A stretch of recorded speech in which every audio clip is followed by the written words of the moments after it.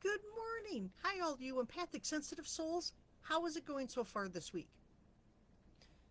I have really been noticing this indecisiveness, and a lot of it stems from my coworker is now back. She was on vacation for 2 weeks, and it was a vacation for us too.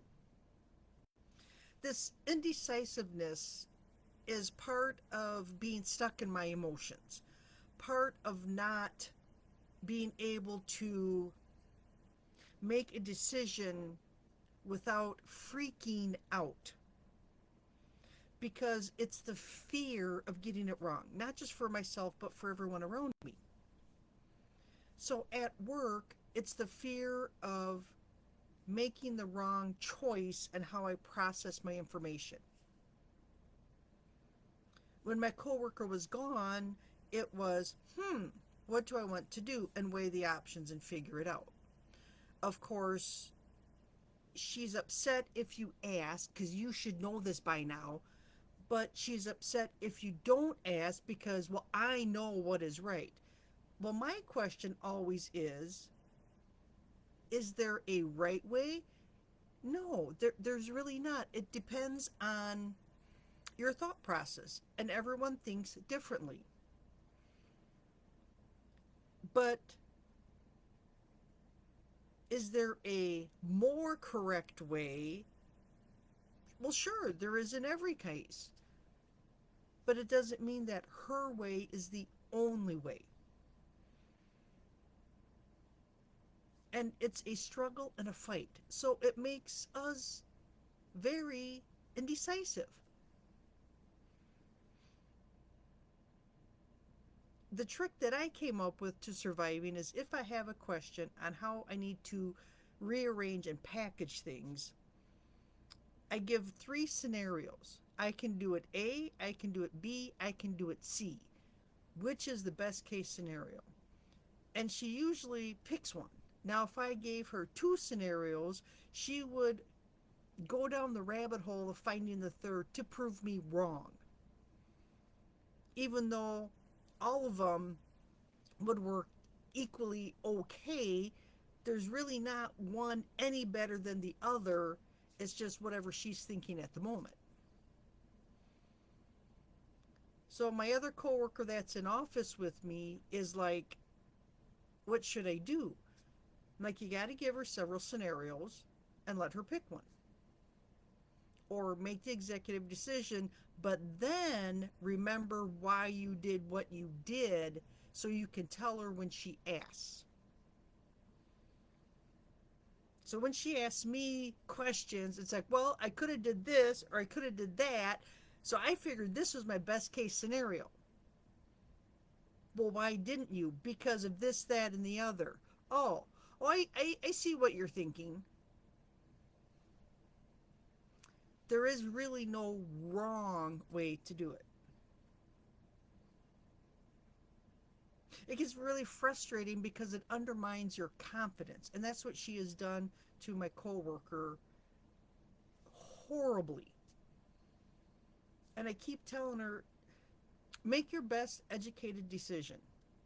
You know, whatever you decide is not going to be correct according to her, the other coworker. So just run with it. Worst case scenario, they fire you. For what? I don't think they will, because we don't have enough people. I think we're good. So the stress level drops because we try to empower each other to make the correct decision. Now, we'll talk it amongst each other. What should we do? Do you think of this, that, or the other? Well, what about this or that? And we throw different scenarios out there. Oh, yeah, that's a good idea. Oh, yeah, oh, I should. Oh, that's right.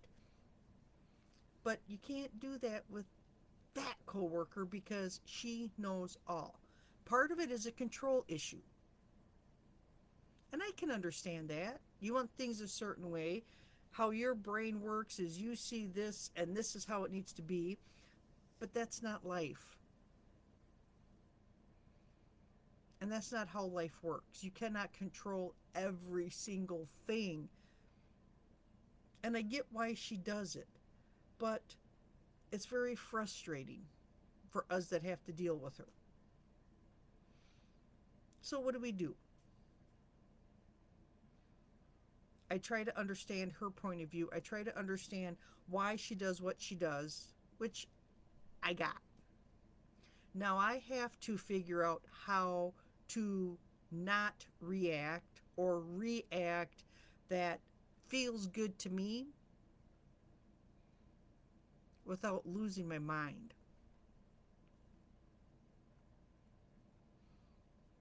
So, what do we do to come over to overcome indecisiveness? We limit the options. We set timers so we only have a short window of time to find.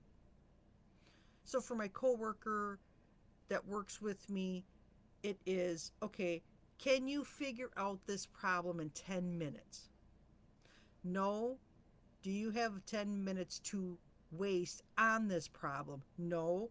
Then take your best case scenario and run with it.